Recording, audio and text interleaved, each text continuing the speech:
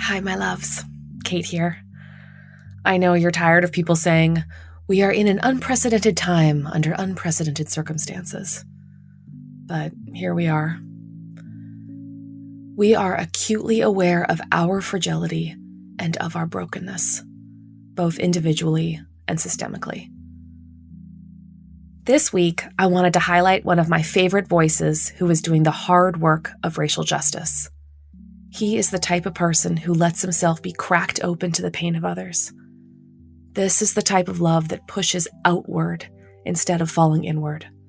This is the love required of the work of justice. May the love and work of justice we find in stories like Wes Moore's open us up to the pain of this moment. May we be awake and aware to the places where racism and inequality exist in our hearts, in our communities, and in our institutions. May we be ruthless in our love, ready to root out the evil that chokes the air from our very lungs. So here he is, an unstoppable force for good, Wes Moore.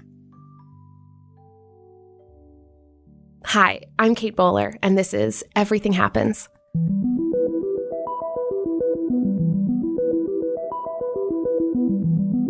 This podcast is about those moments when life just cracks open and how people move forward from there. Wes Moore grew up in a tough neighborhood in Baltimore and lost his father at a young age. And there were many moments when his life really could have gone off the rails. But now he's an incredible justice warrior and storyteller.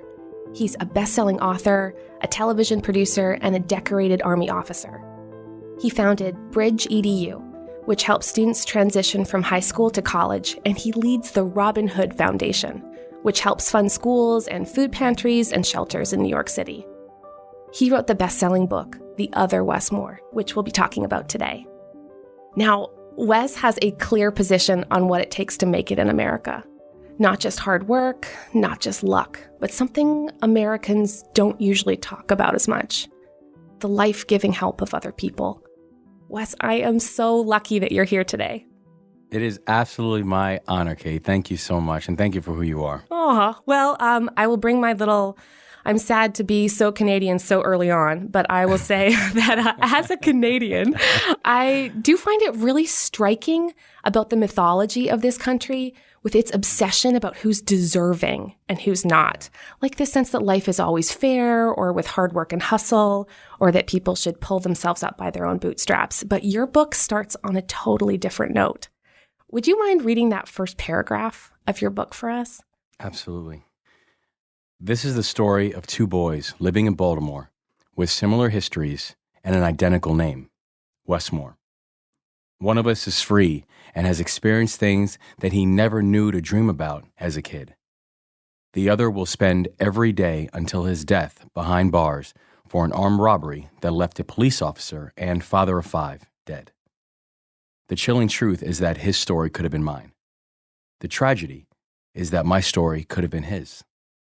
Our stories are obviously so specific to our two lives, but I hope they will illuminate the crucial inflection points in every life, the sudden moments of decision where our paths diverge and our fates are sealed. It's unsettling to know how little separates each of us from another life altogether. Oh, wow. Wow. Well, tell me how and why you decided to start pursuing getting to know that other man named Wes Moore. You know, it's interesting because there is this idea in this form of a mythology around the American dream. Yeah. Right. And first, as if that dream is not one that Canadians or Brazilians or Ghanaians or anyone else hold, but it's this dream of mobility, right? Yeah. It's this dream that you can sacrifice now and it will benefit you, or at least benefit your children or future generations, some of whom you might not ever even meet. But there is this idea that tomorrow will be better than today. Yeah. Right. Yeah. And I remembered around the same time that I was receiving a Rhodes Scholarship, and I was getting ready to go to England, and I was one of 32 Americans and one of 90 students from around the world who received this scholarship. Wow. There was oftentimes this celebration where you're on the front page of the local paper, and people talking about how wonderful this is. And in the same newspaper, they have a whole series of articles about this robbery that left a police officer dead. And the thing that was really striking was at the same time, while the world was largely celebrating where I was and what I was doing, there was a larger castigation of Wes. And the real in-depth analysis about how either one of us got to where we got was absent. It was just simply a celebration and a castigation, which was really striking. And I found myself when I was then overseas having all these questions that I knew I wanted answers to, and I was curious about, and I knew Wes was the only one that could answer them. So one day I just decided to write him a note. And literally the first note that I wrote him was like a letter, and you're saying like, "Hey Wes, my name is Wes. Here's how I heard about you." And this whole and all these questions, and then he wrote this letter back to me, and he didn't have to write back, right? But but I received a letter back from him a month later from Jessup Correctional Institution, and that letter was insightful and thoughtful and interesting, and showed how interested he was, and it only led to more questions. And then that one letter turned to dozens of letters. Those dozens of letters turned to dozens of visits, and that really became the premise and the base for wanting to tell this story. And it struck me too, the kind of generosity with which you met each other. Like you're both looking for answers there. And for the person who hasn't read the book, can you tell me some of the things that you discovered that made you seem to have these parallel lives?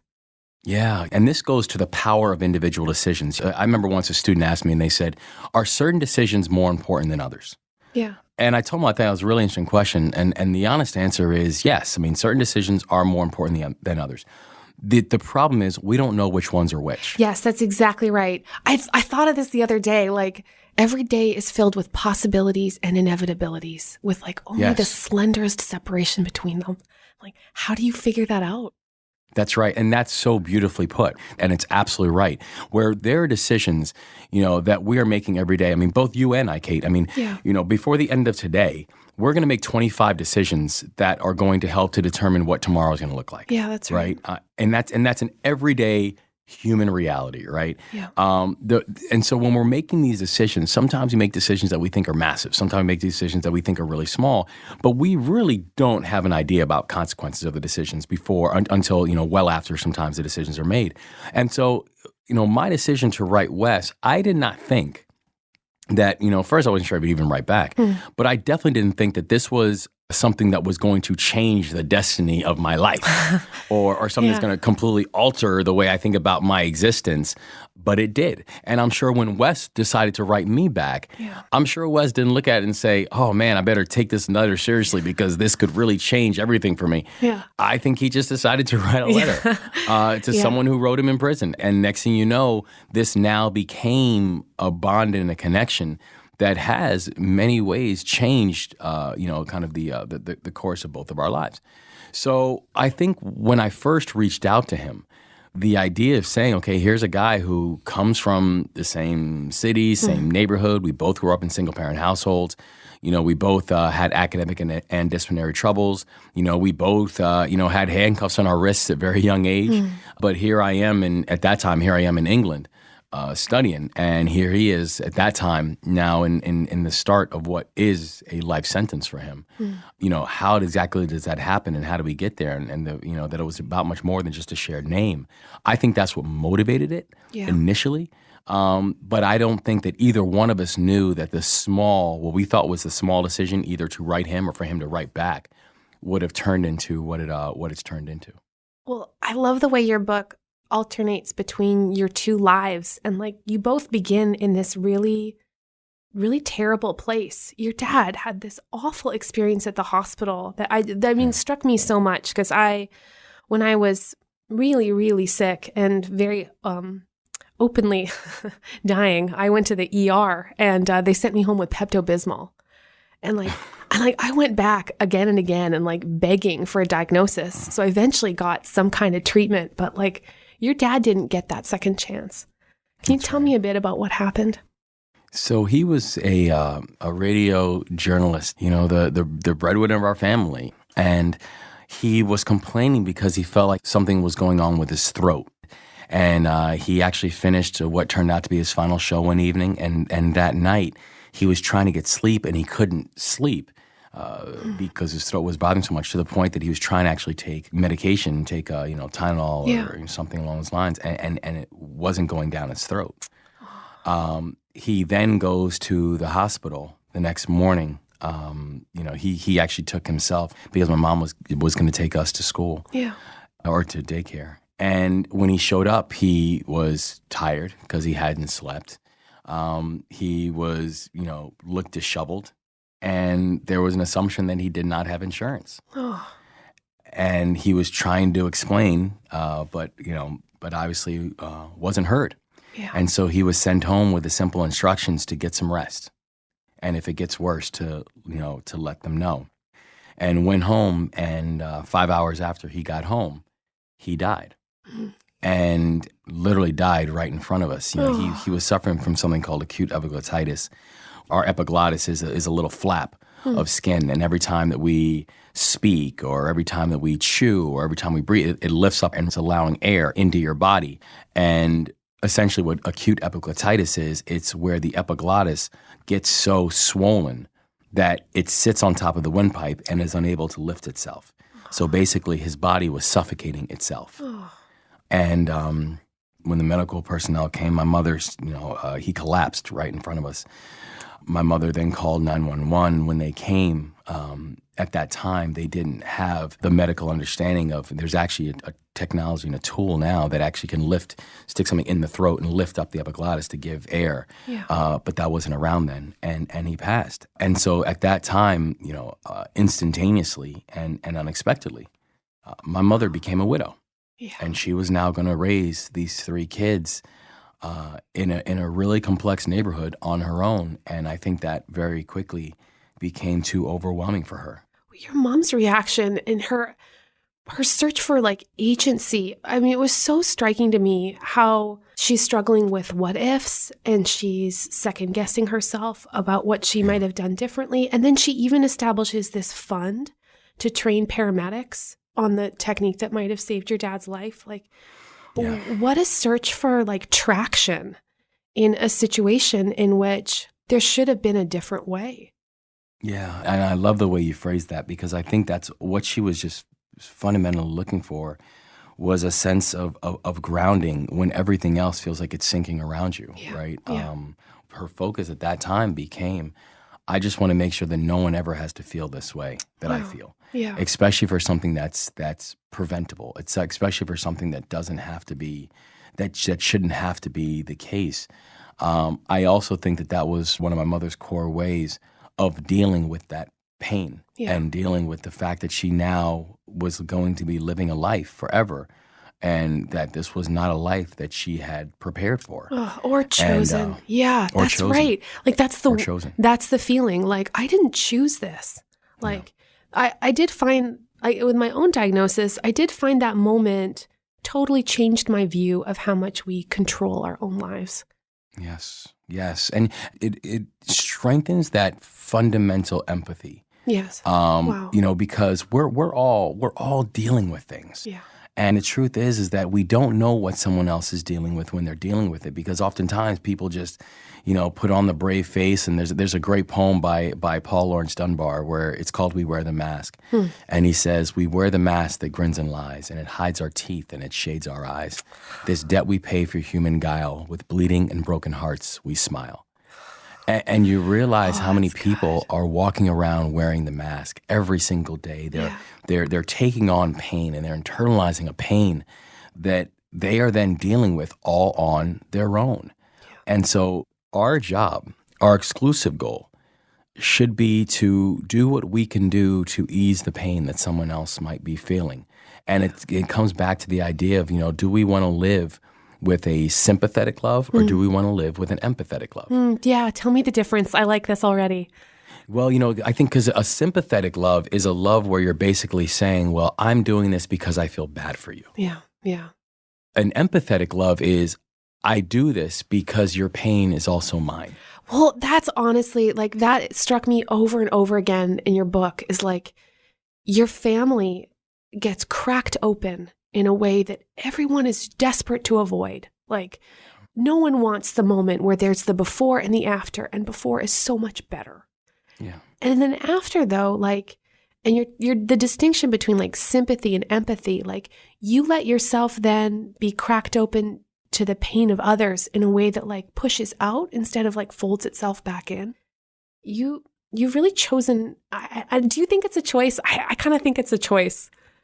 I do think it's a choice, but I think it's something that, if all of us just take a moment to appreciate and understand our own circumstances, I think people will realize that this is not a choice, that this is a fundamental moral and societal obligation that we have. Yeah. But what was really interesting and actually really informative was this was a real growth experience, even telling the stories of these two boys for me. I wanted to write the story so we can really take the reader on a journey, right? Where, you can look at the back flap and get, two guys, same name, one's in jail, one's not. Got it, right? But let's start the book at its most elementary point. Let's start the book with a kid who's 4 who watches his father die in front of him. Yeah. And let's start the book with another kid who's 6 who meets his father for the first time. And start there. And then let's go on a journey about the decisions that these boys were making, the policies that were in place that were impacting their lives, the people who they had in their lives who were helping them to make those decisions, and the context in which all of those decisions were being made. And then let's help people to understand that initial conclusion that we all might have gotten to quickly, which in fairness is oftentimes, glib and incomplete. Yeah. Is actually much more complex than people think, because one thing I tried to show with the book was there were specific moments in both of our lives that helped to determine the rest of our lives. Yeah.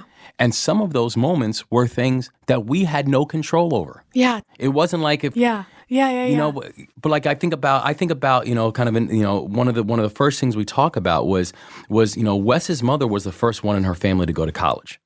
She graduated from Baltimore City Community College with honors and then got accepted at Johns Hopkins University. And then as she's a student at Johns Hopkins University, first one in her family to go to college, she then receives a letter indicating that her Pell Grants were cut. And the Pell Grants is a program that really helps under-resourced and low-income students receive support in order to pay for the cost of higher education. And so when his mother has her Pell Grants cut for the second time in 3 years, she now realizes that she cannot afford to finish school. And she never went back. And so she's now walking around with debt, no degree, and I can't help but think how different her life could have been had she had the chance to finish college. Because it's not just about the piece of paper, right? Yeah, no. It's about that as she moved up in education, her networks would have changed. Her friendships would have changed. Her connections would have changed. Yeah. And now you fast forward 20 years later when it's not just Wes, but it's Wes's older brother, her oldest child, who is now getting picked up on charges of murder. And you think about how these things have consequences and how those type of decisions, the decision to cut the Pell Grant program, it did not just impact Mary Moore, it impacted Wes. Yeah. Because it now limited the opportunities that he, a young man who was simply born into this situation, it limited the opportunities that he was going to have for his life. And so, when we talk about individual decision-making, and I feel like there's a real and core and distinct marriage between the two, that it's both personal responsibility and it's societal responsibility. But oftentimes we talk about personal responsibility as if that becomes the end-all, be-all and thing that can, increase mobility. Yeah. And frankly, it's not. There is a marriage of the two, and both have to be understood when we think about where people are. Like you, I had a moment where my life got really shiny. So you become a Rhodes Scholar, like I'm finding a ladder and I'm just climbing it. and all of a sudden I have a job, and it's just one of the best jobs in the field. And I'm experiencing that trajectory of unlimited possibility. And then the second I get sick, everyone rushes in with an explanation of why tragedy lands on me. So maybe I'm sick because I ate the wrong things, or maybe I had the wrong habits, or maybe I didn't pick the right healthcare provider. But from the first moment that you reject these simplistic reasons why some people's lives end in tragedy and others in triumph, like How do you convince people who want to believe that you never, ever could have turned out to be the other Wes Moore? People, after they read the story, will oftentimes come up to me and say, I would have never have known.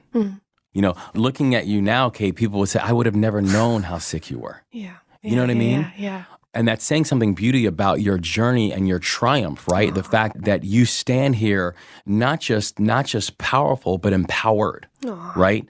And empowering to other people because you are now, you went through the fire and you came out from that fire stronger. Oh, Wes, right? you are a preacher. Come on down to the divinity school. I love you. That's awesome. No, but I think that there's something beautiful about that. But I think what it also means is people must be vulnerable enough to be able to understand your journey. Yeah, like take off the mask. I loved that poem. Yes. But like the heartache underneath is that like sometimes things just come undone and the rest is, the rest is beautiful too, but so much of it hides the reality that at some point it might actually not have worked out. Yes. I'm glad that I went through what I had to go through because I feel like it gave you a sense of armor. And I just feel like there's nothing that I will ever see again because of my life experiences, both growing up, my time, profession, my time in the military. Yeah. There is nothing I will ever see in my life that is ever going to make me flinch.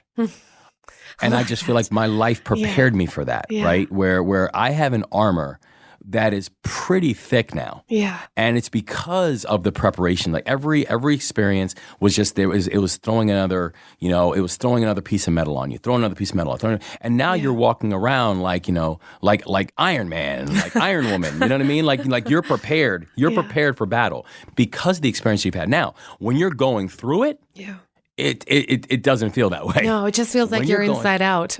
Yes, when you're going through it, there is nothing more painful, nothing more hurtful when you feel like this is my reality and it's not going to change, right? When I think about the fact that there were so many reasons and so many things that my mom could have easily just given up. Yeah.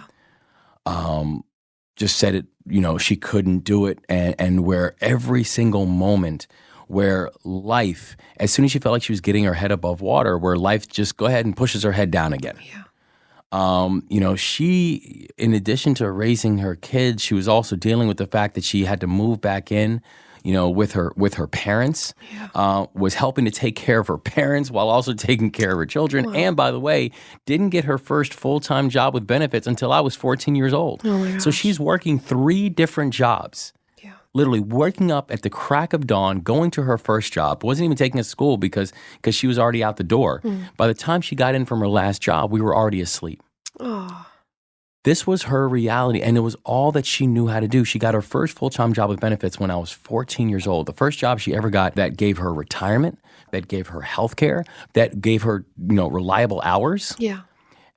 And she never stopped fighting. But what she did was she found the thing to fight for. And for her, it was her kids. And I learned it from my mom. The idea that if you never forget what you're fighting for, you'll never stop fighting. Yeah. And that's something I think we all have to embrace. Find that thing that you're fighting for, and you will never stop fighting. That's it's a quote, and as I'm embarrassed to say, it's like a quote I keep in my bathroom because then I can do my hair and read it. But it always says something like you never know how strong you are until you know how strong love has made you. And I do find that feeling of being broken open connects so deeply to a sense of agency when I look at my son. And wanting to be the person, I was always so afraid of being the thing that happens to him. Because when you're sick, you are the bomb that goes off. You are the tragedy. Yeah. And then wanting to be the kind of person that shows him instead that in the midst of pain, there is beauty and truth there. And if I can then show him the way through, then I'm the kind of person who's put on him that kind of armor you're describing. Because that's just it, right? Is you can't promise anyone you work with that their life is not actually just going to get harder in so many ways. You're absolutely right. Robinhood has been around for 30 years and works with millions of New Yorkers and people who are around the country who find themselves in this horrific and this incredibly nasty cycle of poverty that we have within our society. And you're right, where, you can't guarantee that you can fix things overnight. I mean, nobody can. Yeah. But you can guarantee to everybody who that happens to be their current reality, you can guarantee that they're not fighting it alone. That we all collectively are bringing this empathetic love to this fight. We're bringing an impatience to this fight. And honestly, there's a real personal sense of motivation behind it because of the fact, I know I stand here because there were people who believed in me before I was ready to believe in myself, right? I stand here because there were people who believed that this child, this son of an immigrant, deserved an opportunity to experience an American promise just as any other child. Yeah. And that there was never going to be any accidents of my birth, not being Black, not being poor, not being from Baltimore, not being from the Bronx, not being fatherless, that was ever going to define me or that was ever going to limit me. And I think that that's the way that we have to approach our work, is that our work isn't simply about how do you address food or how do you address housing or how do you address transportation or how do you address whatever. Yeah. It's how do you lift up freedom.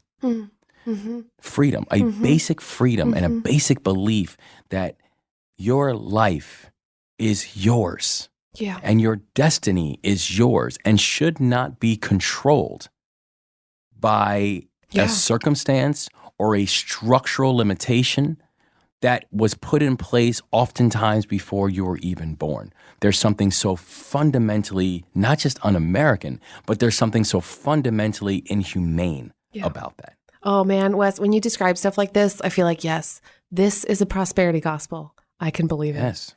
Because it's not the sort that says, that puts the burden on the sufferer. It's the kind that places the obligation on the shoulders of everyone. And That's right. Can you tell me that one moment then where you figured out that life-giving community is the only way forward? When did you figure that out? The first time that I think I actually had it really kind of explained to me. And I'm going to be very honest. I think at this moment, I did not really fully understand it. Yeah. I think it took a little while for me to get it. But it happened when I was about 13 years old. And I really didn't understand it at that time. But I was sent away to a military school when I was 13. And it's because of some issues that I was getting into back at home. And so I had a mandatory year in military school. But in the first 4 days, I had run away 5 times. Wow. And they had these big black gates that surrounded the school, and they always told us, if you don't like it here, there's a train station, you can go anytime you want. And so I would just take them up on their offer and outside of the gates. and they kept finding me. And the second to last time I tried to run away, they found me in the middle of the woods because they had drawn me a map on how to get to the train station. And they drew me a map because they said it was so pathetic that I kept on getting lost. But the map was fake. The map took me to the middle of the woods. They just enjoyed watching me do circles in the woods. So it's all true. And so they brought me back to campus, and we're in the middle of something called plebe system. So there's no outside communication, no radio, phone, television, nothing. You're either going to succeed as a team or you will fail as a team. And the choice was completely yours. But they said, if we don't make an exception, we're going to lose them. So they said, Moore, you've got 5 minutes to make a phone call whoever you want. And I decided to call the only number that I knew, which was my mom. Yeah. And I'm calling her, I'm complaining, and I'm like, Mommy, this is crazy. But I'm like, listen, thank you for this wonderful opportunity, but I'm really ready to go home and all that kind of stuff. And then she stopped me and she said, too many people have sacrificed for you to be there, and too many people are rooting for you. And you have to understand it is not all about you. And that was the first time, and again, I have to admit, I went to bed that night just as angry as I went to bed the night before. I was so upset. And but that was the first time I've really ever heard it explained to me in that way, that we really do live in a completely interconnected society. Yeah, you are not your own. you're not your own. Yeah. You're a piece of something big and beautiful and bright, if you so choose. And this beautiful experiment that's going on right now, your voice and your presence in it, it does matter. You have to have a level of humility to it. That's right. That's right. But that humility must be an empowered humility. And it's how I think we have to approach our collective existence. Man, that's like, because that's the thing that hit me like a sledgehammer. Like after everything came apart, it was the you are not special, only insofar as like I don't get to be the exception to the rule. Yes. That pain can visit us all, but like it was simultaneously an experience in which I have felt more loved in my whole life because everyone just gathered around to fill in all the cracks. Yes. I'm like, and I wouldn't have known that if I hadn't come to the end of myself. Yes. And the perspective that gives you afterwards where you were in gentle and protective hands. Yeah. Right? The entire time. And you made out of a very dark place. You made it.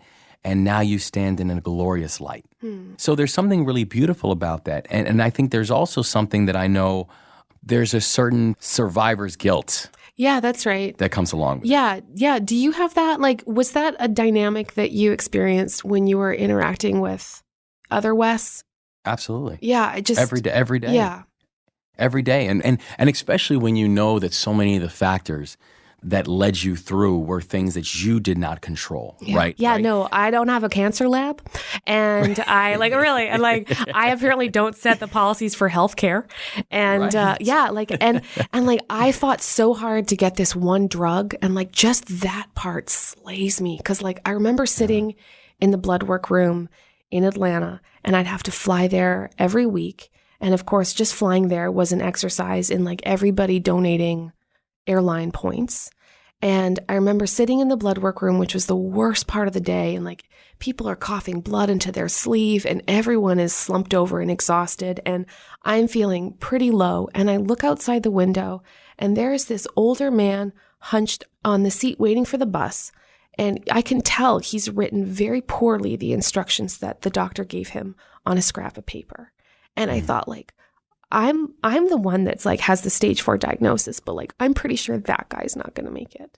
And like having to constantly see the inequality, I'm so grateful, and yet I am no longer my own. Yes. Wes, you have given me new language today. I am so grateful you took the time to talk with me. It's absolutely my joy. Thank you so much for who you are and what you do.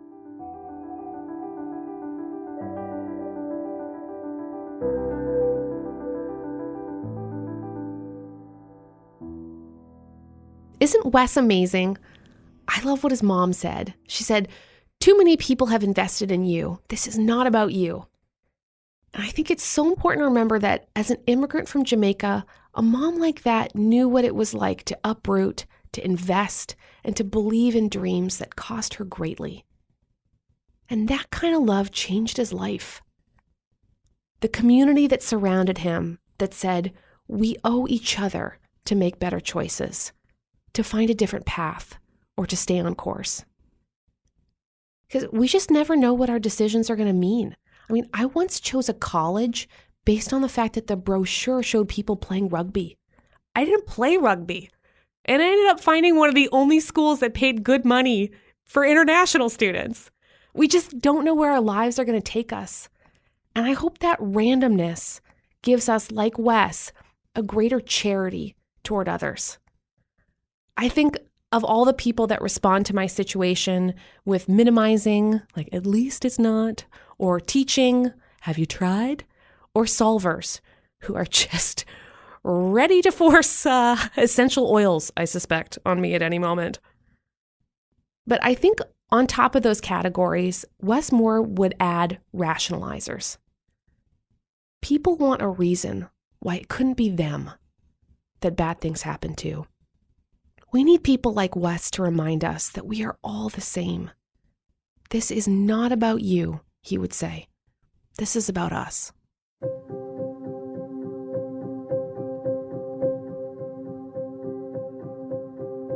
Everything Happens is produced by Duke University in association with North Carolina Public Radio, WUNC. Support comes from Faith and Leadership, an online learning resource. And so many thanks goes to my awesome team, Beverly Abel, Allison Jones, Amanda Height, and the Be the Change Revolutions team, Ivan Panarewski, and Random House. If you're enjoying these conversations, please go to Apple Podcasts and post a review. And come find me on Facebook, Twitter, and Instagram at Kate C. Bowler. This is Everything Happens with me, Kate Bowler.